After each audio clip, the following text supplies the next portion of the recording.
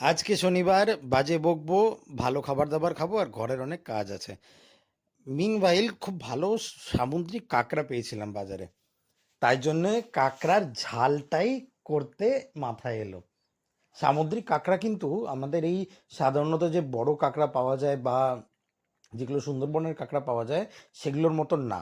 ওগুলোর একটু হাত বা যেগুলোকে ক্ল বলা হয় সেগুলো অনেক মোটা হয়। সামুদ্রিক কাঁকড়ার হাতগুলো একেবারে পাতলা, ক্লগুলো পাতলা, আর এর শেলগুলো বা খোলসগুলো অনেক পাতলা তুলনামূলক আমাদের সুন্দরবনের কাঁকড়ার থেকে বা দেশি কাঁকড়ার থেকে। সুতরাং রান্না করতেও কিন্তু বেশি সময় লাগে না, কিন্তু সামুদ্রিক কাঁকড়ার ওই গন্ধটা রয়ে যায়, তার জন্য একটুখানি মশলাপাতি একটু সামান্য বেশি লাগবে।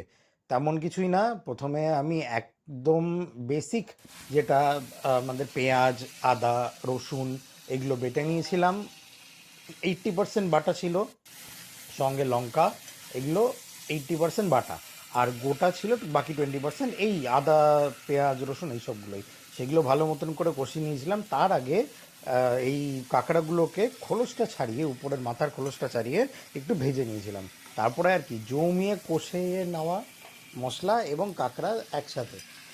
তারপরে এই রকম ভাবে কষিয়ে নিয়ে ধীরে ধীরে ধীরে ধীরে আঁচটাকে কিন্তু হাইতেই রাখতে হবে। আমাদেরকে কষাতে হবে ধীরে, কিন্তু আঁচটাকে হাইতে রাখতে হবে। আর থেকে থেকে জল দেওয়া এবং জলটাকে আবার কমিয়ে নিয়ে এসে মারিয়ে দেওয়া।